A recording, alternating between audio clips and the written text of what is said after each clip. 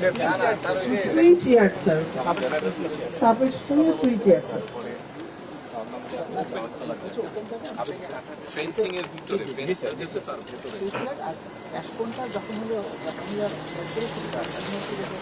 Market আমাদের কোল যে অ্যাশগুলো আসবে এখানে আমরা ডাম্পিং করবো সেটা সবই আমি যেটা বলছেন এই জায়গাটার কথা আমরা ড্রাইভ করে এদিক দিয়ে এসছি না আমরা এইটা রাস্তাগুলো আমরা যে গাড়ি চালিয়ে আসছি তাই তো নাকি আসার সময় এই যেখানে অনেকগুলো জায়গা খালি আছে আপনাদের এটা তো অনেক ভ্যালুয়েবল ল্যান্ড ওইটা স্যার পাওয়ার রিভার প্রেসারের ফ্যাসিলিটিস স্যার ওই জায়গায় অনেক কিছু করা লাইন আছে স্যার, লাইন আছে, ওভারহেড ট্রান্সমিশন লাইন আছে স্যার, ওভারহেড লাইন আছে এবং আমরা নিচে ওখানে বনায়ন করবো স্যার।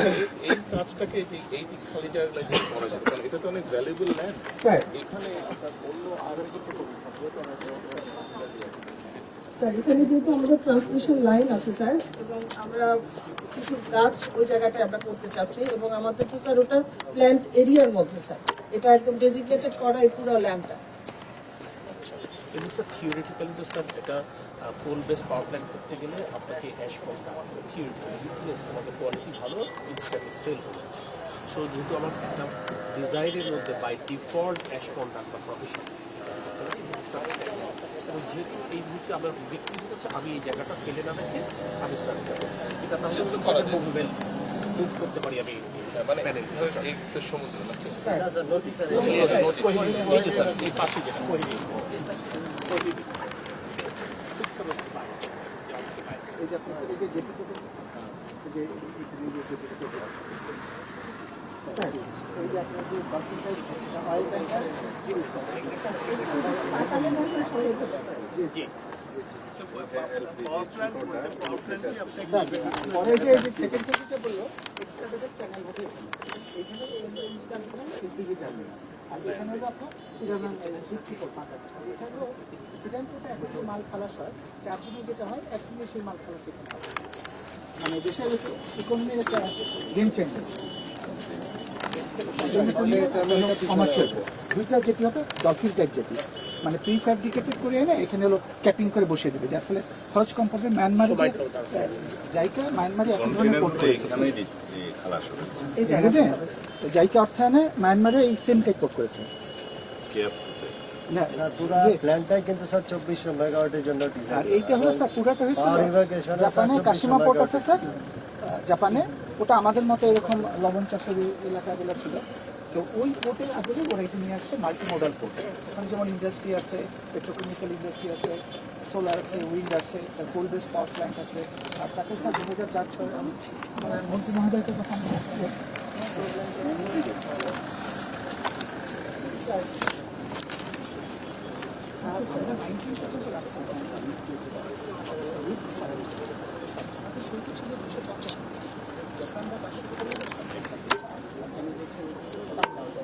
ওরা তখন বললো যে 100 মিটার যদি আমি উইথ বাড়িয়ে দিই, লেন্থ আমার সেমি আছে 14.3 কিলোমিটার, ডেপথ আমার ঠিক আছে।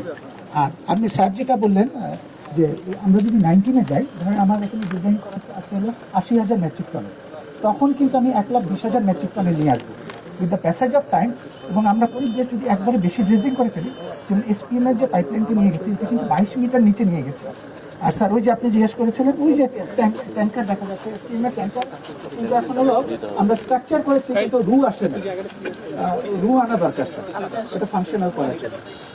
আর এইটা হলো আমার ফিউচারে স্যার এখানে হলো 1,20,000 মেট্রিক টনের আপনি শিপ আনতে পারবেন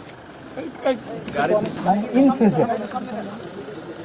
না এটা তো স্যার এই জায়গাটাই স্যার আমরা এখন তো আমরা সোলারটা অলরেডি আমাদের এই যে স্যার আমাদের সোলারের জায়গাটা এখানে বাড়ি আছে স্যার এই জায়গাটা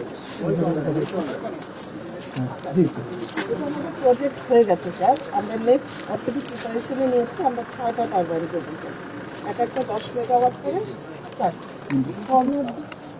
এবং এখানে ফুস করে চলে স্যার। আপনি 28% প্ল্যান থাকতে আমাদের বেসিক্যালি হলো কোস্টাল বেল্ট হলেও সোলার যে ধরনের পারফরমেন্স দেয় উইন্ডের পারফরমেন্স এখনো না।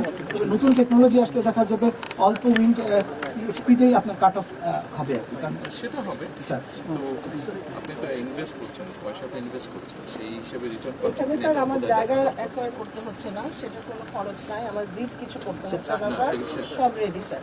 ঠিক আছে, জায়গা এখন করছেন, জায়গা আপনার আছে, কিন্তু এটা বসাতে তো খরচ হচ্ছে, স্যার খরচ সেই হিসাবে আপনি আউটপুট পাচ্ছেন, স্যার, এটা হলো- কারণ আপনার অলরেডি যেগুলো করেছেন সেগুলো রেজাল্ট পুরস্কার স্যার 20% প্ল্যান করতে হতো। আর এটা হলো শুরুতে আমাদের অনেকের সীমাবদ্ধতা ছিল, আমরা যদি প্রজেক্টের কন্ট্রাক্টটা 20 বছর 25 বছর যায়, কারণ এখন টেকনোলজি কিন্তু হয়ে যাচ্ছে যে 15 বছরের না কন্ট্রাক্ট। আমি যদি এটা স্প্রেড করি তাহলে আপনার প্রাইস কমে আসবে। আর তারপরে কিছু কিছু প্রজেক্ট আমাকে করতে হবে যে শোকেসিং প্রজেক্ট করে। ইভেন স্যার আমার পুরো স্কুল ওটাতে স্যার সব ইনফ্রাস্ট্রাকচার আমাদের করতে হবে, তারপরে কিন্তু আমরা 12.5 পারবেন না। আর এখানে সব আছে স্যার। স্যার এইটা যারা ইনভেস্ট করে তারা 10 বছর পে ব্যাক পিরিয়ড রাখে বলে না, কিন্তু কোনো লেন্ডার 10 বছরের বেশি করতে চায় না। তারপরে ট্যারিফটা ওরা এমনভাবে সেট করে 10 বছর মধ্যে ওদের পে ব্যাক পিরিয়ডটা চলে আসে।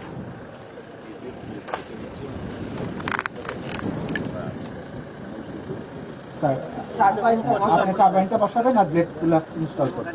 আর তারপরে এটা হলো শোকেসিং প্রজেক্ট হবে। এখানে যখন মাল্টিমোডাল বিভিন্ন ইন্ডাস্ট্রি আসবে, আমাদের যে মাল্টিমিক্স কিন্তু সব জায়গায় কোল বেস পাওয়ার প্ল্যান্টের সারাউন্ডিং সোলার উইন্ড করে একটা মিক্স নিতে চাই, মিক্স এনভায়রনমেন্টে নিয়ে আসে, কিছু ক্ষতিও করে, অন্যভাবে আমি আবার কার্বন ক্রেডিট আমি জেনে অপটিমাইজ করে ব্যালেন্স সাইকেল। একটা যদি পরিবেশ কোনো কারণে ন্যূনতম ক্ষতি করে, অন্য দুটো টেকনোলজির কারণে আমি আবার পরিবেশটা সংরক্ষণ করছি। সো এই কনসেপ্টটা হচ্ছে আমাদের যখন স্যার ফেজ 2টা হবে তখন আমাদের এখান থেকে স্যার যে বাই প্রোডাক্ট তৈরি হবে এখানে কিন্তু আমাদের হাইড্রোজেনের একটা বড় সোর্স হবে। আমরা কিন্তু স্যার সোলার দিয়েও এই হাইড্রোজেনটাকে আমরা আবার মডিফাই করে আবার এই প্ল্যান্টে ইউজ করতে পারবো কুলিং এর মানে কুলিংয়ের পারপাসে। এই জন্য আমরা পরের ফেজেই রেখেছি স্যার গ্রিন হাইড্রোজেনটা, যেটা আমাদের যখন এই দুটো ফাংশনাল হয়ে যাবে এবং সোলারটা ফাংশনাল হবে, আমাদের পিডিপিপি হয়ে গেছে স্যার, পিডিপিপি হয়ে গেছে, আমাদের প্ল্যানিং এখন হচ্ছে। কারণ এটা 100 টাকা খরচ করেছে সব তো আর এটা করাই আছে। 50 টাকা খরচ কিন্তু দিয়ে গেছে। আমার শুধু ল্যান্ডটা ডেভেলপমেন্ট করতে হবে, ওই যে অ্যাশ ওরিয়েন্ট করা লাগবে আর পাবো। স্যার আমাদের সবথেকে আনন্দ হচ্ছে যে উনি আমাদের অপারেশনটা মেইন দেখেন, এই প্ল্যান্টে কোনো বিদেশি নাই, কিন্তু পুরো বিষয়টা ওনারা 10% বাংলাদেশে এটা রাখবেন। এরা হচ্ছে একদম মানে প্রাণ আর কি। পুরো আপনারা এটা রান করেন। শুরু থেকে স্যার মানে পারফরমেন্স টেস্ট করে জাপানে ওরা বলছে এখন তোমরা চালাও, আমরা স্যার শুরু থেকে চালাইতেছি স্যার। কোনো জাপানিজ নেই।